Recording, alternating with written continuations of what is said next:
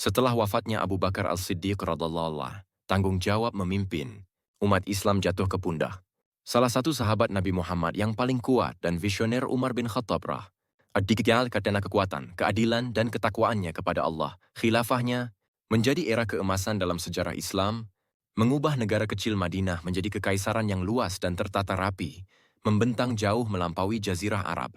Satu pengangkatan sebagai khalifah. Ketika Abu Bakar jatuh sakit pada tahun 13, nanti beliau berunding dengan para sahabat senior tentang penunjukan pengganti. Setelah pertimbangan matang dan doa, beliau memilih Umar bin Khattab radhiyallahu anhu. Beberapa sahabat menyatakan kekhawatiran atas ketegasan Umar, tetapi Abu Bakar menjawab, dialah yang terbaik di antara kalian dan dia akan menjadi lebih lembut ketika memegang tanggung jawab. Di ranjang kematiannya, Abu Bakar secara resmi mengangkat Umar dan orang-orang pun berbaiat kepadanya. Setelah dengan demikian, Umar menjadi Amirul Mukminin kedua. 2. Karakter dan gaya kepemimpinan. Umar dikenal karena keadilan yang mutlak, bahkan terhadap keluarganya sendiri. Kesederhanaan dan kerendahan hati, meskipun seorang penguasa, konsultasi syura dengan para sahabat dalam semua keputusan penting. Pertanggungjawaban pribadi dengan ucapannya yang terkenal, sekalipun seekor keledai tersandung di Irak, aku takut. Allah akan bertanya kepadaku mengapa aku tidak membuka jalan untuknya. Ia menyusuri jalan-jalan Madinah pada malam hari, memastikan kesejahteraan rakyat yang seringkali tak disadari. 3. Ekspansi negara Islam. Pada masa khilafah Umar, kekaisaran Islam tumbuh pesat. Dua negara adidaya saat itu, Kekaisaran Bizantium dan Kekaisaran Persia Sasaniyah dilemahkan dan dikalahkan. A. Penaklukan Persia. Pertempuran Qadisiyah Nanturkiberku 6M. Dipimpin oleh Sa'ad bin Abi Waqqas, pertempuran yang menentukan. Ini mematahkan tulang punggung pasukan Sasaniyah. Penaklukan Ctesifon, ibu kota Persia, jatuh ke tangan Muslim. Pertempuran Nihawan Natrum Part 2M dikenal sebagai kemenangan. Segala kemenangan, pertempuran ini mengakhiri perlawanan Persia. B. Penaklukan wilayah Syam dan Bizantium. Pertempuran Yarmuk 636M. Sebuah kemenangan besar melawan Bizantium yang dipimpin oleh Khalid bin Al-Walid. Ia mengamankan Suriah, Palestina, dan Yordania. Penaklukan Yerusalem 637M. Umar secara pribadi pergi untuk menerima kunci kota dari Patriark Sophronius. Kerendahan hatinya membuat orang-orang Kristen takjub.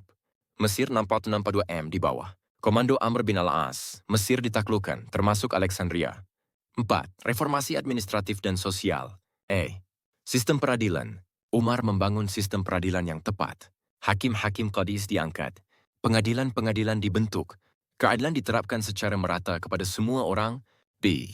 Kesejahteraan dan pelayanan publik. Ia memperkenalkan sistem kesejahteraan pertama dalam sejarah Islam, santunan bulanan untuk fakir miskin, janda, yatim piatu, dan lansia. Pusat distribusi makanan. Perbendaharaan Bait al-Mal diperluas untuk melayani masyarakat. C. Infrastruktur. Jalan dan kanal dibangun. Penginapan untuk pelancong dan kafilah dagang. Kepolisian untuk ketertiban umum. D. Kalender Islam. Yang Umar menetapkan kalender Hijriyah, dimulai sejak Nabi hijrah ke Madinah. 5. Administrasi internal. Mengangkat gubernur wulat dan meminta pertanggungjawaban mereka. Melarang pejabat publik menerima hadiah, menyimpan catatan rinci pengeluaran pemerintah. Mendirikan departemen untuk gaji dan catatan prajurit. 6. Perlakuan terhadap non-muslim dhimmi. Umar menetapkan perlakuan yang adil bagi non-muslim yang hidup di bawah pemerintahan muslim. Melindungi jiwa, harta benda, dan tempat ibadah mereka. Tidak memaksa pindah agama. Memberlakukan jizyah pajak sebagai imbalan atas keamanan dan pembebasan dari wajib militer. 7. Kesederhanaan dan kesalehan pribadi. Meskipun memerintah kekaisaran yang luas, Umar tetap tinggal di rumah sederhana dari tanah liat, berpakaian sederhana, dan makan makanan seadanya. Beliau sering berkata, kami adalah kaum yang dimuliakan Allah melalui Islam. Jika kami mencari kemuliaan melalui hal lain, Allah akan mempermalukan kami. 8. Organisasi militer. Mendirikan pangkalan militer di wilayah yang baru ditaklukkan. Mengorganisasikan tentara menjadi unit-unit tetap. Memperkenalkan sistem pensiun bagi pensiunan tentara. 9. Kelaparan dan wabah. Tahun Abu Am al-Ramadah, 38M. Kelaparan hebat melanda Jazirah Arab. Umar menunda konsumsi daging dan minyaknya sendiri hingga rakyat diberi makan. Ia mengorganisir bantuan dan pertolongan di seluruh provinsi. B. Wabah Amwas, 639M. Wabah mematikan melanda Suriah. Umar menghentikan perjalanan ke dan dari daerah yang terdampak, menetapkan bentuk karantina awal. Banyak sahabat, termasuk Abu Ubaidah bin Al-Jarrah, meninggal selama wabah tersebut. 10 Kesyahidan Umar. Pada tahun 644 M23H, saat memimpin salat subuh di masjid, Madinah, Umar ditikam beberapa kali oleh seorang budak Persia bernama Abu Lu'lu'ah al-Majusi yang menyimpan dendam. Umar sangat marah, terluka parah dan meninggal beberapa hari kemudian.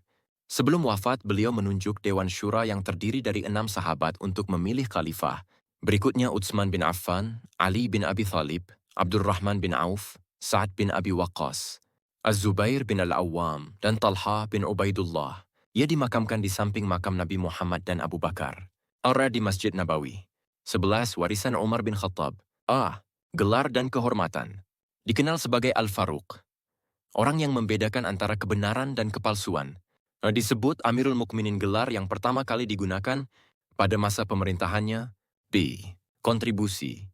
Memperluas Islam ke 3 benua Asia, Afrika, dan Eropa. Membangun fondasi pemerintahan Islam.